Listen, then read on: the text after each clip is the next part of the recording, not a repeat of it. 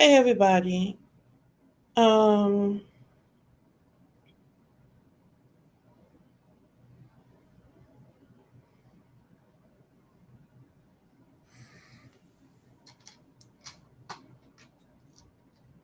I'm actually live on Instagram. That's what's taking me so long. Facebook. I'm live on all of my platforms except Clubhouse. Um I'm feeling a little contemplative this morning. Usually when I'm feeling like this, I record a TikTok video and go about my day.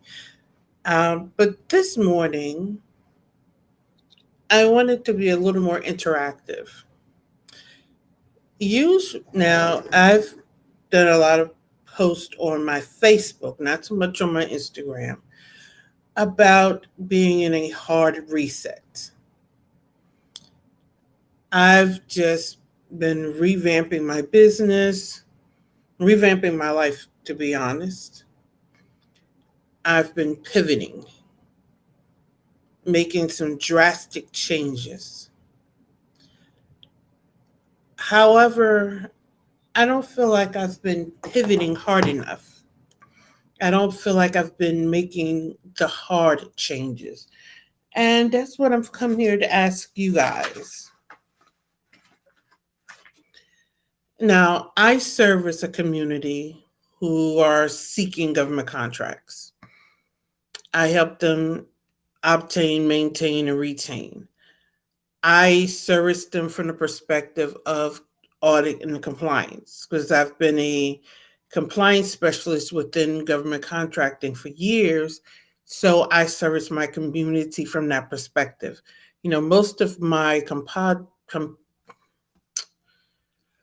most of those who service this industry as consultants and coaches do not come from the perspective of the audit. They have not interfaced with DCAA, they have not interfaced with Department of Labor unless they come from Deloitte, etc.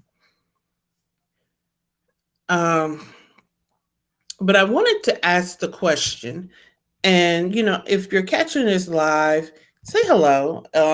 If you're catching the replay, hashtag replay, so I know you stopped by. Whenever you stop by, you know, put your comments in the comment section because I really want to know, what do you feel you need to be successful in this industry? Now, I know what I've seen from the audit perspective. I've worked for one of the largest government contractors in their audit and compliance area, interfacing with DCA. I see what they went through with their small business subcontractors. I listen to the program managers. I do government contracting myself. I've talked to the program managers. I attend the industry events. I hear what the government is saying. I hear what everybody is saying. So I'm putting out a message, I'm putting out programs, but people aren't buying because they're stuck. And I'm just going to put it out there. You're stuck on a certification. And it's like, who cares when the government is telling you you can't bill them? The government is saying you're not performing properly, but you seem to be stuck on one note. So please tell me what you need so I can provide it because I'm in the business of providing. You're not going to get a soliloquy from me asking you to buy my services because I personally believe most people get suckered by people who can't service them because all of their sales scripts are full of emotional laden language to get you in a hyper emotive state so that you forget that they're not selling you anything but snake oil. So please tell me, if the logical approach of this is what I'm providing you, this is the transformation doesn't work, what does? Because I'm trying to service you. I'm trying to leverage my years of experience so you don't fall into the pits. I'm trying to help you with make accelerate. That is the purpose of a consultant, a coach. I did a whole video, if it's on my YouTube channel, LT&A Consulting Group, on asking the questions. So you can understand the difference between a consultant and a coach and what they do and how they service you and how they provide for you so that you don't have to fall in the pits. All of these people talking about, yeah, you have to make mistakes, but you don't have to make the same ones. And you don't have to make as drastic of a mistake. And you don't have to make the mistakes that cost you millions of dollars and years of time.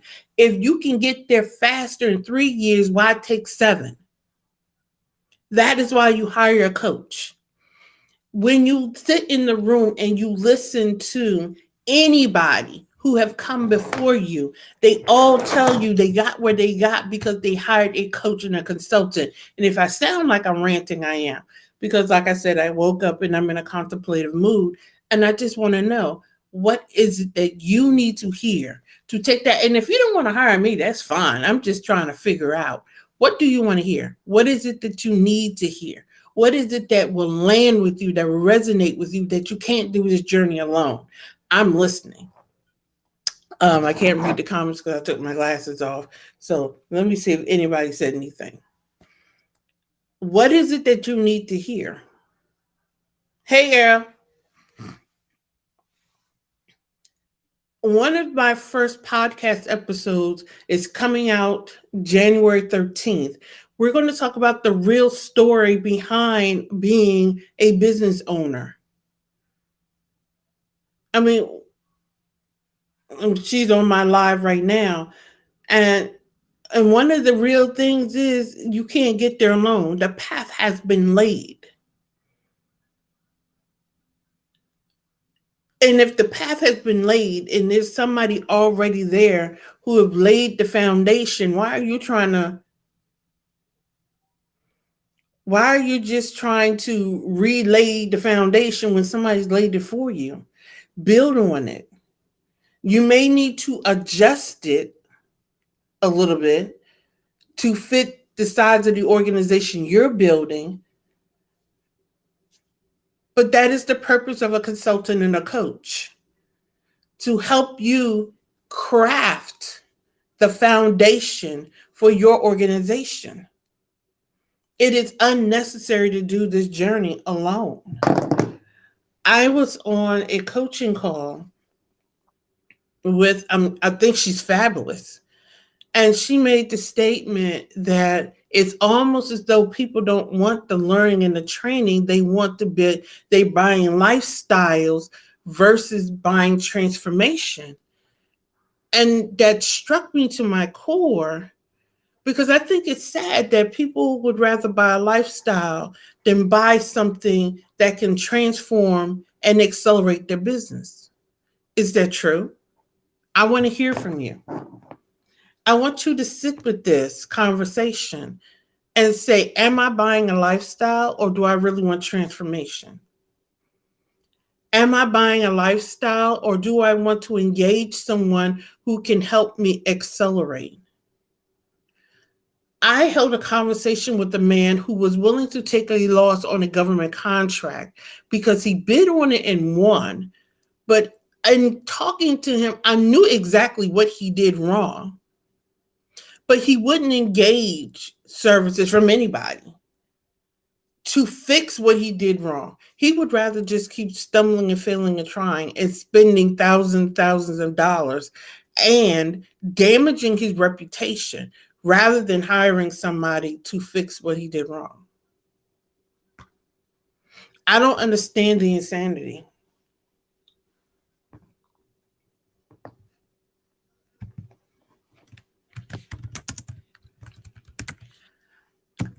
I don't understand why we glorify struggle in our society. I understand the concept of pulling ourselves up by our bootstraps. I really do. I understand the concept of getting out there and working hard. I really do. but there's working hard and they're just and working insanely. And I believe that some people think doing it alone that there's some extra badge of honor that they win. There's no harm in seeking and asking for help. It is actually a badge of honor to recognize you need help. And there's no greater strength in saying, I need help, obtaining help, and utilizing that help. And I'm speaking to myself more so than I'm speaking to you guys this morning. Because as soon as I hang up from this live, I'm going to enlist some help in the area of my business that, quite frankly, is not in my wheelhouse. I am a powerful contractor. I'm a powerful compliance officer.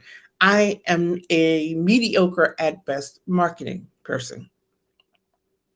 So I am going to engage a marketing consultant. There is no shame in my game. I know where my power is. I know where my strength is. So as we roll into 2023, can we normalize that elevation in leadership that says, I'm going to stay in my lane and walk powerfully in it and develop a team that will allow me to stay in my power and that will work with me in power so that I can grow my business? Can we do that going into 2023? Drop your comments. Let me know what you're feeling. I'm going to head back to work. I just had to get that agitation off my spirit this morning. Have an amazing day. We have, I might pop on a little bit later because I was planning to do a masterclass a little later. I might not do it. But have an amazing day, and I'll see you later on.